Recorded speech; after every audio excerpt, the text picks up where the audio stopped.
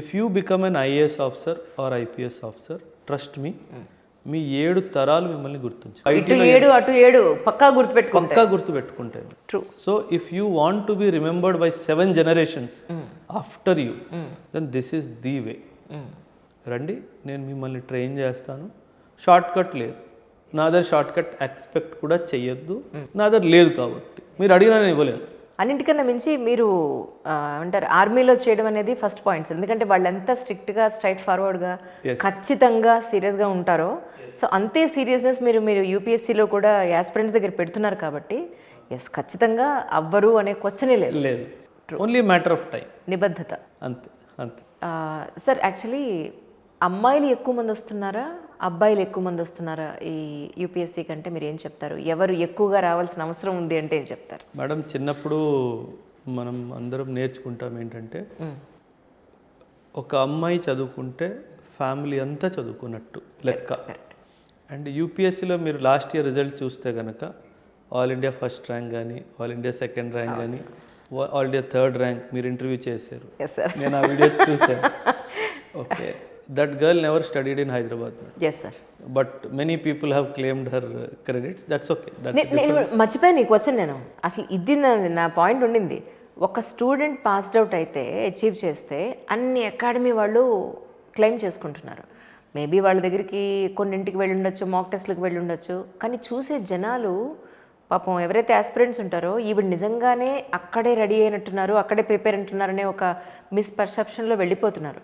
So ఇది academy వాళ్ళు ఎంతవరకు కరెక్ట్? యాక్చువల్లీ అకాడమీ వాళ్ళు కరెక్ట్ అన్న పదం మంచిది కాదు మేడం, ఇంకోసారి వాడద్దు. దుర్మార్గత్వం ఎంత అంటే, మీ దగ్గర నేను నిజమే మాట్లాడతాను అని అనుకొని వచ్చాను కాబట్టి చెప్తున్నాను. సార్, రిజల్ట్ వచ్చిన తర్వాత ఇంటర్వ్యూ చేసి రికార్డ్ చేసి మా స్టూడెంట్ అని చెప్పుకునే ఇన్స్టిట్యూట్స్ కూడా ఉన్నాయి. రిజల్ట్ వచ్చాక డబ్బులు మాట్లాడి, డబ్బులు తీసుకొని, డబ్బులు ఇచ్చి వీళ్ళు ఎందుకు పెడుతున్నారు అలాగా డబ్బులు ఇచ్చిన దానికి? అసలు నిజంగాను అంటే వీళ్ళ ఆర్థిక పరిస్థితి అలాంటిది. మారల్ వాల్యూస్ లేవు మేడం, దారుణం. That's what I'm saying. ఒక స్టూడెంట్కి తప్పుగా అనుకోవద్దు మేడం, నేను చెప్తున్నాను అనేసి. ఒక రిజల్ట్ వచ్చిన రోజు స్టూడెంట్ మనస్తత్వం మారిపోతుంది ఇన్స్టెంట్. అప్పటి వరకు సార్ సార్ సార్ సార్ అంటాడు. అందుకే Oberoi sir will never call his student once he makes into UPS. నేను ఎప్పుడు కాల్ చేయ, వాడు ఎప్పుడైనా నన్ను గుర్తు చేసుకొని కాల్ చేస్తే తప్ప Oberoi sir will never call back his student. 8 ఏళ్ళుగా నేను రిజల్ట్స్ వచ్చిన రోజున చూస్తున్నాను కదా, అకాడమీస్ వాళ్ళ హంగామా ఎంత ఉంటుందంటే, పిల్లల్ని వాళ్ళు రోజు అక్కడే కట్టి పెట్టేయాలి, అక్కడి నుంచే మీడియా ఇంటర్వ్యూలు ఇచ్చేయాలి, అక్కడి నుంచే ఫోటోలు, అక్కడి నుంచే ఇంటర్వ్యూలు అన్నీ అయిపోయిన తర్వాత అప్పటి వరకు వాళ్ళని హోల్డ్ చేసి పెట్టుంచి అప్పుడు వదలడం, ఇదంతా నాకు చాలా బాధ అనిపిస్తుంది సార్. అంటే ఒక commercialisation, I mean commercial activity అనేది ఎక్కువ కనపడుతుంది తప్ప MLAs ఎంపీస్ని hotel తీసుకెళ్ళిపోయినట్టు.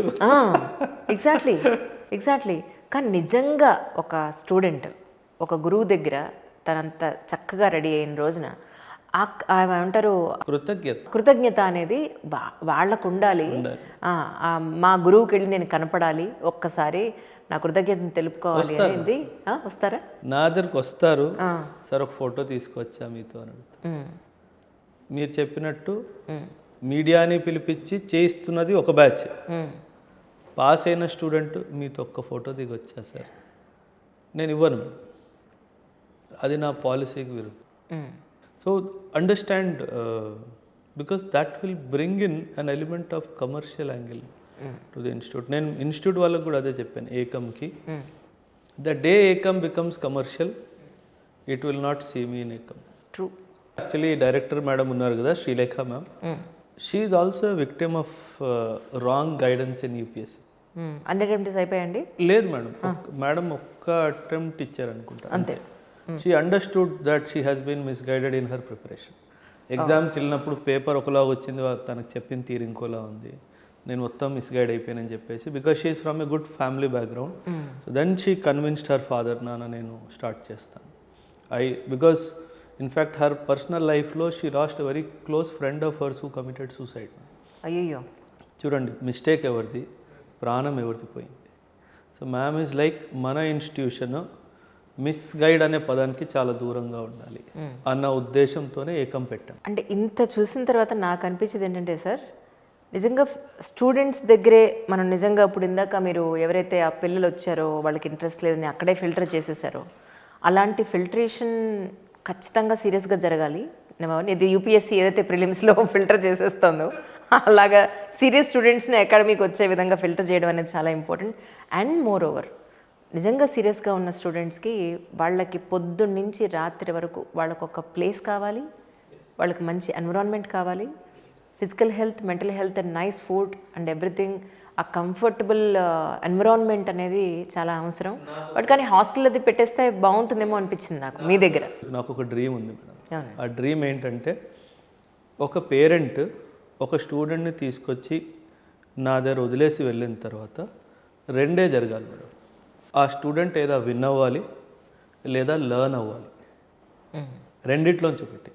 Either that person student అమ్మాయి అయినా అబ్బాయి అయినా గెలిచి వెళ్ళాలి లేదా నేర్చుకొని వెళ్ళాలి. రైట్. మోసపోయాను అన్న దాంతో ఇంటికి వెళ్ళకూడదు. ఎదర్ గెలవాలి లేదా నేర్చుకోవాలి. సార్ బాగా నేర్పించారు, నేను నేర్చుకున్నాను, బట్ ఫర్ సమ్ రీజన్స్ నేను పాస్ అవ్వలేకపోయాను. కానీ నాన్న I have changed as a person. I tell my students, before you join, after you end your 9 months program, I will ensure that you will change as a person.